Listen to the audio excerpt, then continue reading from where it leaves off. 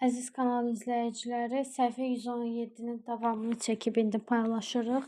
Bayaq təəssüflər olsun ki, telefonun zaryadkası bitmişdi. Vaxt itirmədən davam edək 9-cu çalışmamıza. Bizə deyir ki, metrlə, A bəndini metrlə ifadə eləyin. Baxırıq ki, birincidə verib ki, 2,15 kilometr. 1 kilometr 1000 metr olduğu üçün 2,15-i vuracağıq 1000-ə. Və burada vergülü 3 vahid sağa çəkirik. Bu zaman olur 2150 metr. Sonra ikincidə deyir ki, 65 santimetri çevrim metrə. 1 metrimiz 100 santimetr olduğu üçün 65-i böləcəyik 100-ə. Çünki kiçikdən böyüyə keçən zaman bölürük. Böyükdən kiçiyə keçən zaman isə vurma əməlini edirik. Və 100-ə bölən zaman vergülü 2 vahid sola çəkəcəyik. 2 vahid sola çəkən zaman isə eləyəcək 0,65 metr. Sonra 0,9 kilometr. 1 kilometr 1000 metr olduğu üçün 0,9-u vuracağıq 1000-ə. Vergülü 3 vahid sağa çəkirik. O zaman olur 900 metr. 150 santimetr. Santimetrdən kiçik olduğu üçün kiçikdən böyüyə keçəndə bölürük 100-ə. Bu zaman vergül buradaydı. Gəlib düşəcək bura. Olacaq 1,5 metr. Daha sonra 0,5 kilometrdir. Vuracağıq 1000-ə. Və burada da eləyəcək 50 metr. Baxaq, başqası qaldımı? Xeyr. Keçirik B bəndinə. B bəndində isə bizə kiloqramla ifadə etməyi deyir. 10,5 tonu kiloqramla ifadə etmək üçün əvvəlcə biz bilməliyik ki, 1 tonumuz neçə kiloqramdır? 1 ton 1000 kiloqramdır və biz 10,5-i vururuq 1000-ə. Bu zaman vergülü 3 vahid sağa çəkirik. Olacaq 10.500 kiloqram. Daha sonra 1,2 tonu, yenə tondur. 1 tonun 1000 kiloqram olduğu üçün vururuq 1000-ə. Burada da eləyəcək vergül deməli 1, 2, 3. 1200 kiloqram. Daha sonra 50 qram. Baxın, qram artıq kiçikdir və 1 kiloqram 1000 qram olduğu üçün biz qramdan kiloqrama keçəndə 50-ni bölməliyik 1000-ə. Və vergül buradadır. Hal-hazırda 1, 2, 3-cü isə burada olacaq. Yəni 0,5 kiloqram etmiş olacaq. Daha sonra növbətidə isə 0,1000-də 1 tondur. 0,1000-də 1-i vururuq 1000-ə. Bu da eləyir 1 kiloqram. Keçirik. 1200 qram qalıb arada, üzrlü sayın. 1200 qram.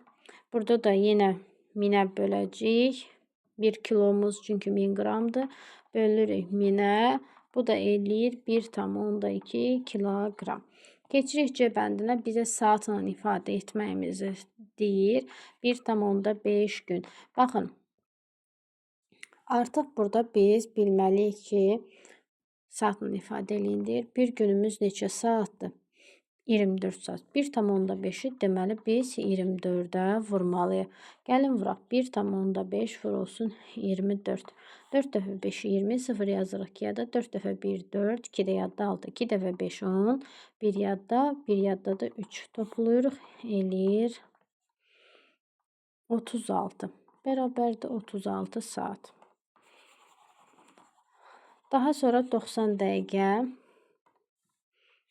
90 dəqiqə. 1 saatımız 60 dəqiqə olduğu üçün biz 90 dəqiqəni neynəməliyik? 60-a bölməliyik. 90-ı da 60-a bölmək üçün gəlin qollu budaqlı bölməklə bölək. 90-ın içində 61 dəfə çıxırıq, qalır 30. 1 0 artırır 300, 300-də də 5 dəfə yerləşir. Bu da eləyir 1,5. Yəni 1 saat yarım deməkdir. 1 saat 30 dəqiqə. Daha sonra 2,5 gün. vurulsun 24 saat. Bir günümüz 24 saat olduğu üçün 2,5'i 24'ə vuracağıq. 5 dəfə 4 20, 2 dəfə 4 8, 2 də yadda 10, 2 dəfə 5 10, 0 yazırıq. 1 yadda, 2 dəfə 2 4, 1 də yadda 5. Bu da eləyəcək 600, yəni 60 saat. Sonra növbətiyə baxırıq. 150 dəqiqə. 150 dəqiqəni saata çevirmək üçün biz nəzərə alırıq ki, 1 dəqiqəmiz, 1 saatımız 60 dəqiqədir. Deməli 150-ni biz 60-a böləcəyik ki, görək neçə saat edir. 2 dəfə 60 120 qaldı orada 30. 1 0 da yanına yazırıq 3. 2 saat yarım. Deməli 150 dəqiqəmiz 2 saat yarım deməkdir. Sonra 240 dəqiqəni hesablayırıq. Yenə böləcəyik 60-a. Bu asandır. 240-ı 60-a böləndə eləyir 4 saat. Keçirik növbəti tapşırığa, növbəti çalışmaya. Uyğun tənlikləri yazıb həll etməklə suallara cavab verin. Hansı ədədin, baxın, əgər bizə hansı ədəd deyirsə və biz o ədədi bilmiriksə, biz onu məchulla işarələyirik. Və yaxud da bilmiriksə, yerinə kvadrat da çəkə bilərik. Aha, hansı ədədin 1,2 ilə hasili 2,68 ədədinin 1,6-ya bölünməsindən alınan qismətə bərabərdir. Biz birinci bərabərliyin sağ tərəfini həll eləməliyik. 2,68-i bölməliyik 1,6-ya. Bunu bölmək üçün hər ikisini 10-a vuracağıq. Bu da eləyəcək 26,8 bölünsün 16. 26-nın içində 16 bir dəfə yerləşir. Bir dəfə 16, 16 çıxdıq, qaldı 10. 8-i indiririk. 108-in içində isə 16, 8 dəfə yerləşir. 8 dəfə 6, 48, 8 yazırıq 4 yadda. 8 dəfə 1, 8, 4 də yadda 12 edir. Deməli 8 dəfə alınmır. Gəlin 7-ni yoxlayaq o zaman. 7 dəfə 6, 42, 7 dəfə 1, 7, 4 də yadda 11, bu da eləmir. 6 dəfəni yoxlayırıq. 6 dəfə 6, 36, 6 dəfə 1, 6, 3 də yadda 9, 96, 70 olur. Burada isə qalır 12. Və bir dənə 0 yanına artıracağıq biz. 120-nin içində 16, deməli, neçə dəfə olacaq? Gəlin hesablayaq. 7 dəfə. 7 dəfə 6, 42, 2 yazırıq. 4 yadda. 7 dəfə 1, 7, 2, 4 də yadda 11. Çıxdıq, qaldı burada 8. Bir dənə də 0 artırırıq, eləyir 5 dəfə. 5 dəfə 16-da 80, 70 olur. Və tapırıq ki, cavabımız x vurulsun 1,2 bərabərdir 1,675. Vuruq hasil. Məchul vuruğu tapmaq üçün 1,675-i biz neynəməliyik? Bölməliyik 1,2. Və biz burada hər ikisini yenə 10-a vuracağıq. Olacaq 16,75 bölünsün 12. İndi isə gəlin onu hesablayaq.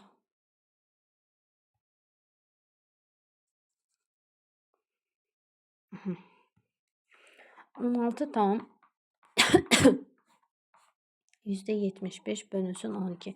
16-nın içində 12 bir dəfə 12. 12 çıxdıq, qaldı 4. 7-ni indiririk. 47-nin içində 3 dəfə olacaq. Qalır 36. Çıxdıq, qaldı 11. Daha sonra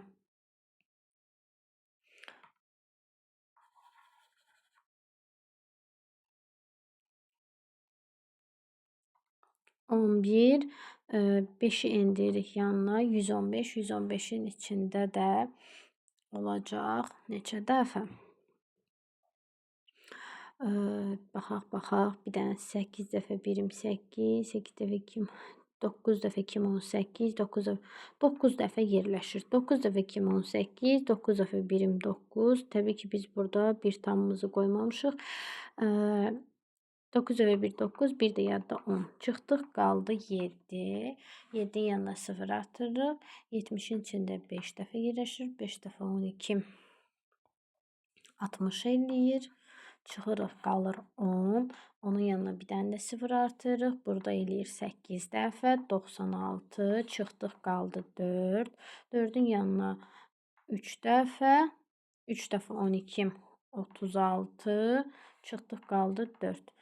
Deməli, bu onluq kəsir uzana-uzana gedir. Yəni, bu artıq hər dəfə 4 qalıq qalacaq. Biz onun yanına 0 artıracaq. Yəni, dövrü kəsir alınır. Sadəcə olaraq siz hələ dövrü kəsiri keçməmisiniz. Yəni, hər dəfə 4, qalıq 4 olacaq. Qalıq 4-ün yanına 0 artıracaq. Yenə 3 dəfə düşəcək. Yenə 3 dəfə düşəcək. Ona görə də biz bunu nə edirik? Sadəcə olaraq siz hələ dövrü kəsiri keçməmisiniz. Biz ona görə 16,75-i adi kəsirlə ifadə edirik. %75 və bunu da bölürük 12-yə. Bilirsiniz də.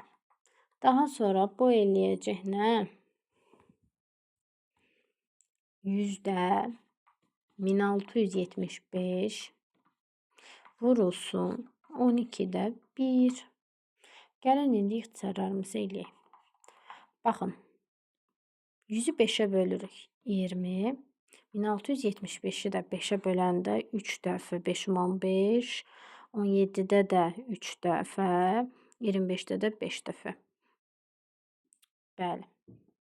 Bu da eləyir. 20-ni 12-yə vuranda nə eləyir uşaqlar?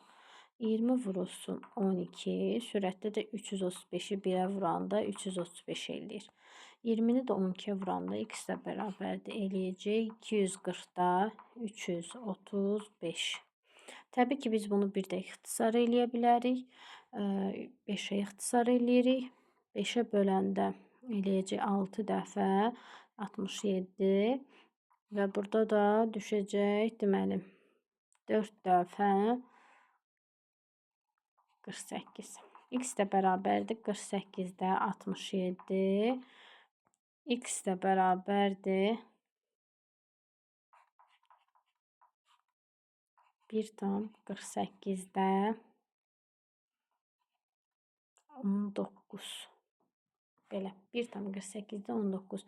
Bunun cavabı baxın bu formatda olacaq. Açıq izah eləmək lazımdırsa bu formatda siz yazasınız, görə tam açıq formada saxlayıram. Keçirik növbəti çalışmaya. Növbəti səhifə 11. Samir məftildən tərəfləri 7,4, 8,2, 9,6 metr olan 3 bucaq düzəldir. Bir dənə 3 bucaq düzəldibdir. Bu 3 bucağın təbii ki, tərəfləri fərqlidir. Biraz gəlin. Uyğun çəkək. 7,4, 8,2 və 9,6. Və bizə deyir ki,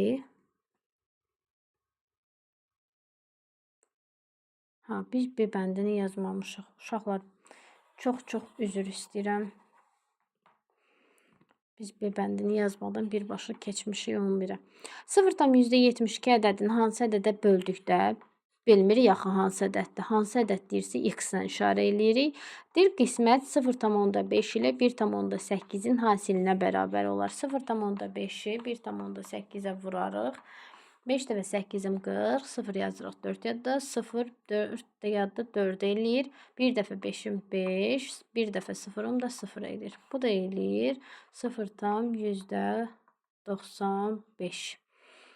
Aha, 0,72 bölünsün x, o da bərabərdir 0,90. X də bərabərdir. Bölən qismət 0,72-ni böləcək 0,90-a. Və bu da hər ikisini 100-ə vursaq, eləyir 72 bölünsün 90. Yəni, x bərabərdir 90-da 72. Bunu da təbii ki, ixtisar eləyirik 9-a. Bu da eləyir 10-da 8. Yəni, x də bərabərdir 0,8. Bu qədər sadə və asandır. Keçirik indi 11-ə məsələ. Bizə deyir ki, Samir, Bir dənə üçbucaqdan, məftildən düzəldib üçbucaq. Tərəfləri 7.4, 8.2 və 9.6-dır. O eyni uzunluqlu məftildən kvadrat düzəltsə, bu kvadratın sahəsi nə qədər olar?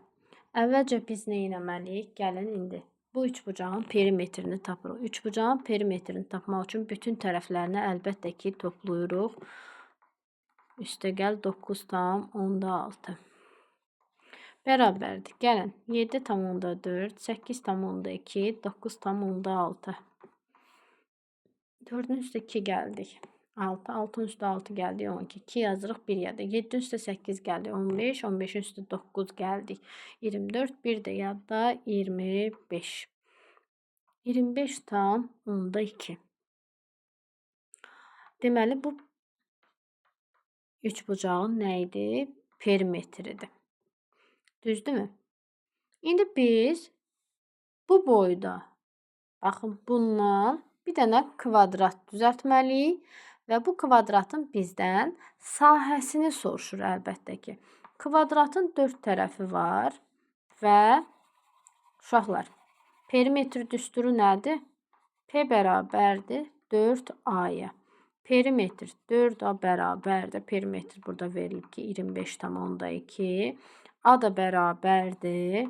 25,2-ni bölərik 4-ə. A da bərabərdir. Bir tərəfin uzunluğunu tapmalıyıq axı. 25-i 4-ə böləndə 6 dəfə. Gəlin burada qollu bölmə ilə bölək. 25-in içində 4, 6 dəfə 24. Çıxdıq qaldı 1. 2-ni indiririk. Burada da olacaq 3 dəfə.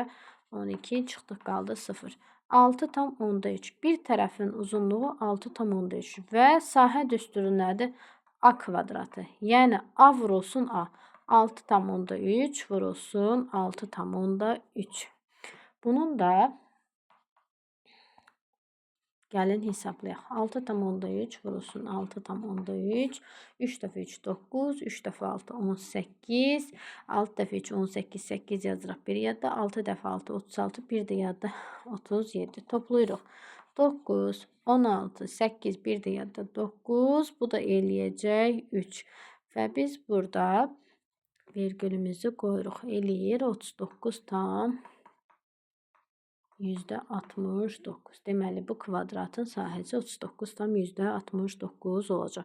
Keçirik məsələ 12-yə. Bizə deyir ki, bazarda 1 kiloqram alma 1,30-dur. 1 kiloqram çəllək 2 manat 40 qəpiyə satılır.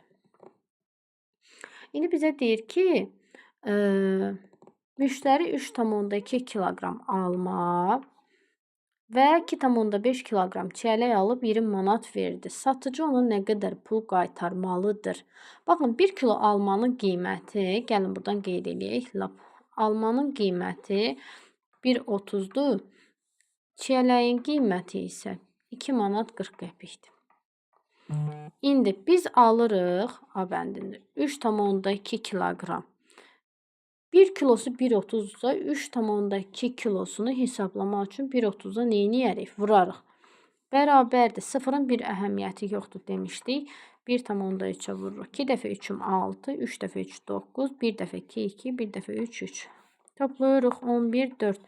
Eləyəcək 4 manat 16 qəpik. Bu almanın qiymətidir. Gəlin indi çəlləyi hesablayaq. Çələyin 1 kilosunun qiyməti 2 manat 40 qəpikdir. Bu da 2,5 kiloqram alıb 2 manat 40 qəpikdə verib. Gəlin indi bunu hesablayaq. 2,4 vurulsun. 5 dəfə 4 20, 0 yazdıq 2 yadda. 2 dəfə 4 8, 2 də yadda 10. 2 dəfə 5 10, 0 yazdıq 1 yadda. 2 dəfə 2 4, 1 də yadda 5. Toplayırıq, eləyir 6 manat da bu. İndi bizə deyir ki, alan adam 20 manat pul veribdi. Satıcı deyir ona nə qədər qaytarmalıdır? 6 manat üstə gəl 4 manat 16 qəpik. Eləyəcək 10 manat 16 qəpik. 20 manatdan da çıxırıq 10 manat 16 qəpiyi. Çıxdıq. 10-dan 6 çıxdıq 4. 9-dan 1 çıxdıq 8. Burada qaldı 9. 9 manat 84 qəpik. Burada da qalmışdı 1. Deməli 9 manat 84 qəpik qaytarmalıdır.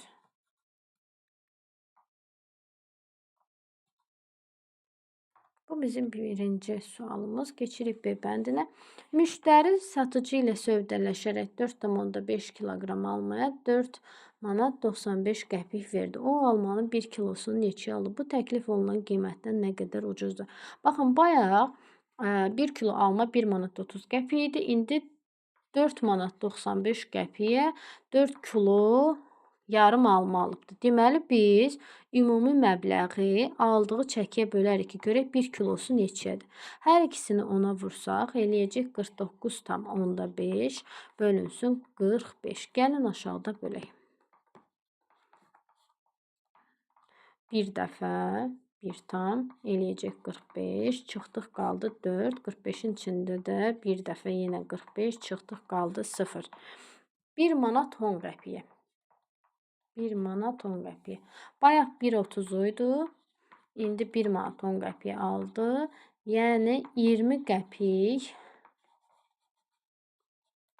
ucuz aldı. Aydındır uşaqlar. Keçirik məsələ 13-ə. Aynur idman yerişi üzrə yarışlarda iştirak etdi. O nəzərdə tutulan məsafənin 0,6 hissəsini getdikdən sonra finişə çatmağına hələ 3 kilometr qalırdı. Yarış məsafəsi nə qədər idi? Baxırıq ki, baxın, bu bizim başlanğıcımız olsun. Bu da bitiş nöqtəmiz, yəni finişimiz olsun. Və o hardasa təxminən nəzərdə tutulan məsafənin bu qədərini gedib. Yəni 0,6 hissəsini gedibdir. Gedib. Düzdürmü? Buradan bura qalanı isə 3 kilometrdir. Hələ deyir çatmanı 3 kilometr qalırdı. İndi bütöv bir hissə sayılır. Bir hissənin 0,6-sını gedib. Qalıb nə qədəri? 0,4 hissə. 0,4 hissəmdə 3 kilometrə bərabərdir. Nəyə bərabərdir? 3 kilometrə. Sanki tənlik quru 0,4 x bərabərdir 3-ə. X də bərabərdir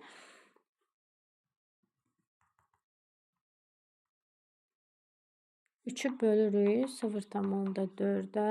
Bu da hər ikisini 10'a vursa 30 bölünsün 4 eləyir. 30'u da 4'ə gəlin aşağıda bölək. 4'ü böləndə 7 dəfə 28 çıxdıq qaldı 2. 0 artırıq 7,5 məsafəsi qalmışdır. 7,5 kilometr. Deməli